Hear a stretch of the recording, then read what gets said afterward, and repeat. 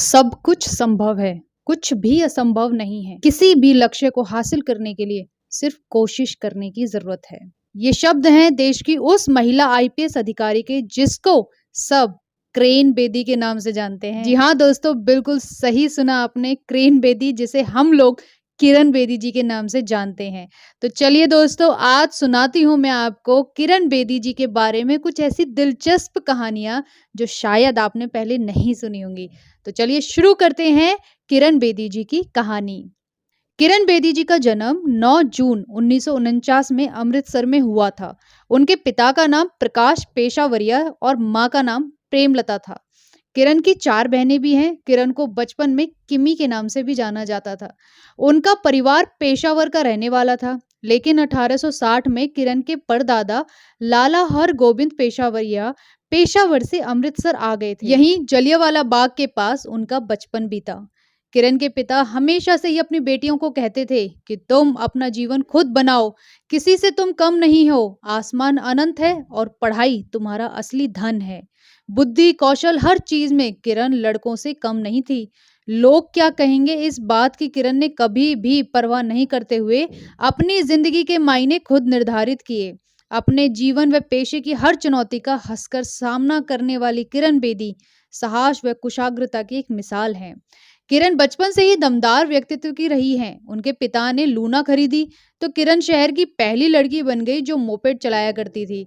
किरण के पिता टेनिस खिलाड़ी थे। यही वजह है कि किरण को भी टेनिस खेलने का बहुत शौक था। अमृतसर में पढ़ाई के दौरान किरण ने टेनिस खेलना शुरू किया और एशियन चैंपियन तक बन गई थी।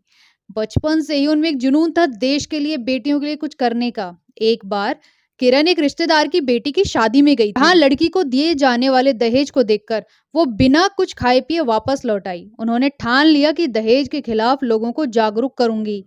स्कूल के समय में भी उनकी बहन से किसी ने छेड़खानी की तो किरण ने बीच बाजार जाकर उसकी पिटाई कर दी। यहाँ से ही किरण ने लड़कियों को आत्मनिर्भर बनाने के लिए प्रयास करना शुरू कर दिया था। उनकी प्रारंभिक शिक्षा सेक्रेड हार्ट कॉन्वेंट स्कूल से हुई। उसके बाद पंजाब यूनिवर्सिटी से पॉलिटिकल साइंस में मास्टर डिग्री हासिल की। उसके बाद दिल्ली यूनिवर्सिटी से किरण बेदी ने एलएलबी की पढ़ाई पूरी की और साल 1993 में आईआईटी दिल्ली से सामाजिक विज्ञान में नशाखोरी और घरेलू हिंसा के विषय पर शोध कर पीएचडी की डिग्री हासिल करी। किरण बेदी ने जिस कॉलेज से एमए किया वहीं पर ही 2 साल तक पढ़ाया और इसके साथ साथ यूपीएससी के एग्जाम की तैयारी भी की। सन 1972 में इन्होंने यूपीएससी एग्जाम को पास कर लिया और सब सोच रहे थे कि वो आईएएस अधिकारी बनेंगी, लेकिन उन्होंने चुना आईपीएस की पोस्ट को। भारत में इनसे पहले कोई भी महिला आईपीएस अधिकारी नहीं थी, तो ये भारत की पहली महिला आईपीएस अधिकारी बन गई। राजस्थान के माउंट आबू में इनकी ट्रेनिंग पूरी हुई। अरुणाचल प्रदेश, गोवा, मिजोरम संघ शासित प्रदेश कैडर में 80 पुरुषों के बीच में अकेली महिला थी। आईपीएस के अपने शुरुआती वर्षों के दौरान उनको अपने पुरुष सहयोगियों से बहुत भेदभाव और उत्पीड़न का सामना करना पड़ा, जो कानून परिवर्तन में महिलाओं के साथ काम करने के आदी नहीं थे। हालांकि वो डटी रही और जल्दी से सार्वजनिक सेवा के लिए अपनी ईमानदारी, अनुशासन और समर्पण के लिए ख्याति प्राप्त की। उनकी पहली पोस्टिंग 1975 में दिल्ली के चाणक्यपुरी सब डिवीजन में हुई थी। उसी वर्ष 1975 में गणतंत्र दिवस परेड में दिल्ली पुलिस के सभी पुरुष दल का नेतृत्व करने वाली ये पहली महिला बनी थी। अपनी सेवाओं के दौरान इन्हें कई पोस्ट पर काम करने का मौका मिला, कभी प्रमुख का तो कभी डीआईजी तो कभी डायरेक्टर जनरल के तौर पर।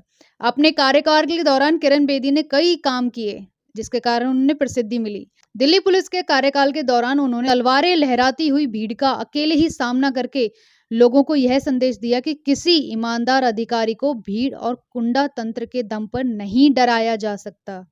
भारत की सबसे बड़ी जेल तिहाड़ जेल में तैनाती के समय उन्होंने बहुत सारे सराहनीय काम करके अपनी अलग पहचान बनाई। जब किरण बेदी को तिहाड़ जेल का उपायुक्त बना गया तो उन्होंने कैदियों के प्रति सुधारात्मक रवैया अपनाते हुए उन्हें योग, ध्यान, शिक्षा, संस्कारों की शिक्षा देते हुए उनकी जिंदगी में सुधार लाने की एक नई पहल करी। यह बहुत कठिन लक्ष्य था, लेकिन अपने दृढ़ निश्चय के कारण उन्होंने जेल का नक्शा ही बदलकर उसे तिहाड़ आश्रम बना दिया। उन्होंने म्यूजिक थेरेपी कार्यक्रम की भी शुरुआत की, जिससे कैदियों के तनाव स्तर को कम करके उनका दिमाग को शांत किया जाए। तिहाड़ जेल में महानिदेशक के रूप में इन्होंने जो सुधार के काम किए हैं, कैदियों के लिए काम किए हैं, इसकी वजह से इन्हें डॉक्टर ऑफ लॉ की उपाधि से सम्मानित किया गया।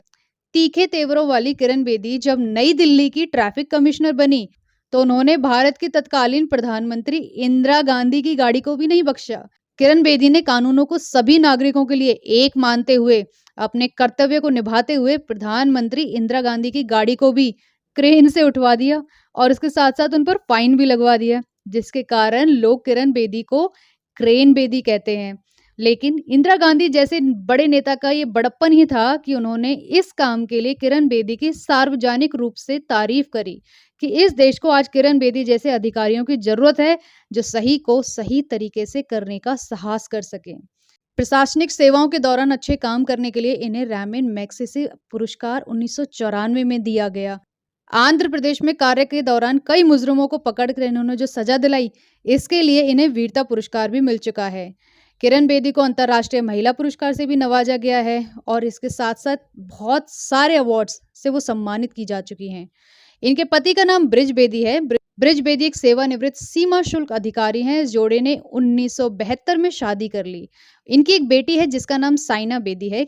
देश की पहली महिला ऑफिसर किरण बेदी के प्रभावशाली और प्रेरणात्मक जीवन से प्रभावित होकर एक ऑस्ट्रेलियन फिल्म मेकर ने उनकी लाइफ पर यस मैडम सरी नाम की बायोपिक भी बनाई है। अवार्ड्स तो किरण बेदी के नाम पर बहुत सारे हैं, लेकिन विवाद भी कम नहीं है। उनके विवादों की लिस्ट भी बहुत लंबी है। पहला विवाद 1982 में जब उन्होंने प्रधानमंत्री इंदिरा गांधी की कार का चालान काटा। बाद में जांच कमेटी के कहने के बाद भी बेदी ने सब इंस्पेक्टर का ट्रांसफर करने से मना कर दिया। दूसरा विवाद 1983 में उन्होंने गोवा की जनता के लिए जोरी ब्रिज का अनौपचारिक उद्घाटन कर दिया। किरण बेदी उस समय भी विवादों से घिरी जब उन्होंने अपनी बेटी की देखभाल के लिए छुट्टी अप्लाई करी और गोवा के सीएम प्रताप सिंह राणे ने किरण को बिना अवकाश दिए छुट्टी पर होने की घोषणा कर दी। उनकी आलोचना जब भी हुई जब दिल्ली के लाल किले पर बीजेपी कार्यकर्ताओं पर उन्होंने लाठीचार्ज का आदेश दिया था। सबसे बड़ी आलोचना उन्होंने 1988 में वकीलों से सहन करनी पड़ी जब 30 हजारी कोर्ट में प्रैक्टिस करने वाले वकील राजेश अग्निहोत्री को हथकड़ी से बांधकर कोर्ट में पेश किया था। इसके अलावा भी उनके विवादों की लिस्ट काफी लंबी है। एनजीओ के फंड का गलत इस्तेमाल करना, तिहाड़ जेल में अपराधी को टाइपराइटर उपलब्ध करवाना। किरण बेदी ने अपने निजी कारणों की वजह से 35 साल सेवा करने के बाद 2007 में अपने कैडर से इस्तीफा दे दिया था और उसके बाद उन्होंने कई सामाजिक कार्य करने शुरू करे। किरण बेदी 2015 में राजनीति में भी काफी सक्रिय रही हैं। उन्होंने बीजेपी के साथ मिलकर चुनाव लड़ा, लेकिन दुर्भाग्यपूर्ण यह रहा कि वह दिल्ली की जनता का दिल नहीं जीत पाई और वो आम आदमी पार्टी से हार गई थी। किरण बेदी की उपलब्धियों के साथ साथ विवाद भी हमेशा उनके साथ चले, लेकिन उन्होंने सभी का डटकर सामना किया। तो ये थी दोस्तों देश की पहली महिला आईपीएस अधिकारी, तेज तर्रार आईपीएस अधिकारी किरण बेदी की इंटरेस्टिंग स्टोरी, इंस्पिरेशनल स्टोरी। कैसी लगी आपको ये सब मुझे ज़रूर बताइए। आप किरण बेदी जी की किन-किन बातों से इन्फ्लुएंस्ड हैं ये भी बताइए। कहानी अच्छी लगी हो तो एक लाइक कर देना, चैनल को सब्सक्राइब करना ना भूलें। नेक्स्ट मिलेंगे एक और इंस्पिरेशनल स्टोरी के साथ। Thank you.